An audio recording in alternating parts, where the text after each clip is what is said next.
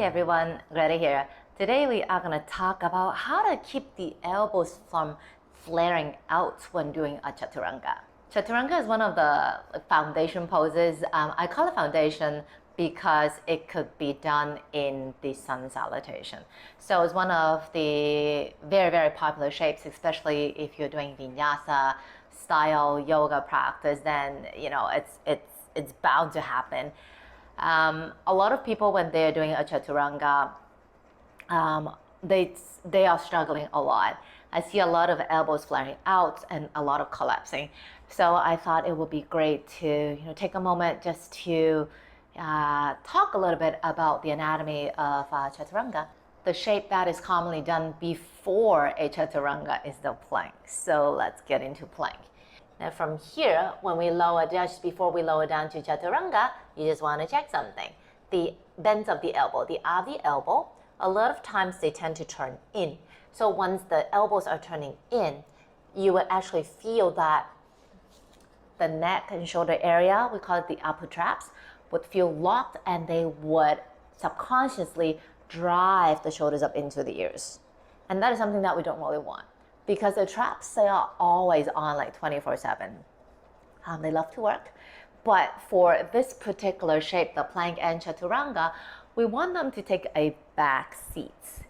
And what we actually want to activate is the serratus anterior, the muscles right here. So these guys, they help to keep the elbows hugging in.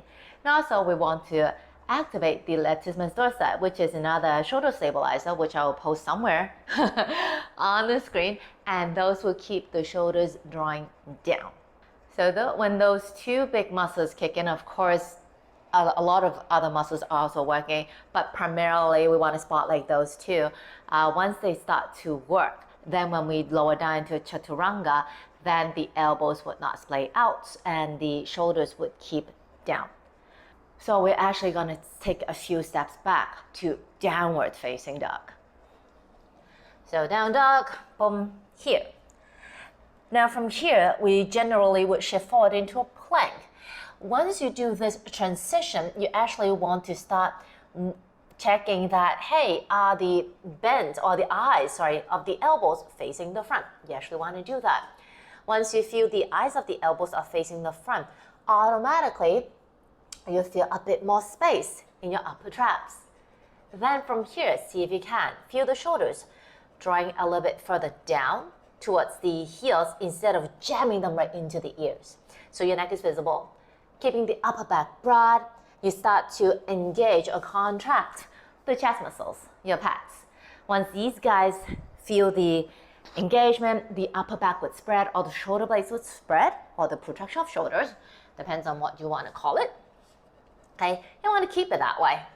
And then once everything is ready, start to lower down. Okay, you can lower down all the way, it doesn't matter, but just make sure that all this time the eye of the elbow are facing the front. Protracting the shoulders, slowly lower all the way down, shoulders away from the ears. They can come down. So as you can see, it does take quite a bit of effort, and in particular the serratus anterior, they're kind of lazy. The traps, they love to do everything. So that's why when you're in a weight-bearing shape, it's much harder to wake up a lazy muscle. It's much easier to let the really energetic and active muscles do all the job. If a full plank and full chaturanga is a little bit too much for you to feel everything, then drop the knees and do half. Half is actually, to me, a lot more challenging because you're so focused on the upper body. So from down dog, come into a plank first. You don't have to hold, knees down. So this is a half plank. Knees will be behind your hips. Check the bend of my elbows, or actually the eyes of the elbows reaching the front. Belly hug in, engaging the chest muscles, broadening the upper back. Shoulders just kind of down a little bit.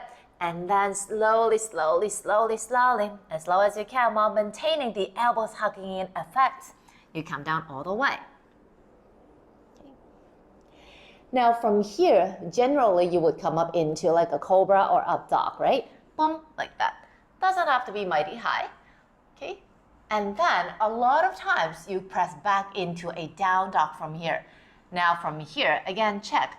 Shoulders away from the ears, trying to feel the arms pressing the floor away, tuck toes under, go back up into kind of like a half plank, and then go back into a downwards facing dog.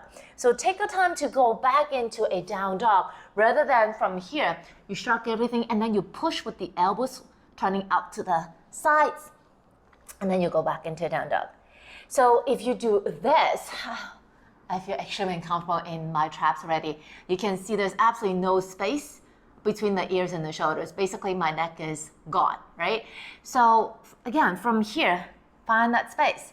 Feel elbows hug, okay? Belly hugging in. Go back into a tabletop first before you go back up into a down dog, okay? Feel free to break the sequence into more feasible steps for your body to get used to it, okay? And once your body becomes more comfortable with this movement, you can do it a little bit quicker.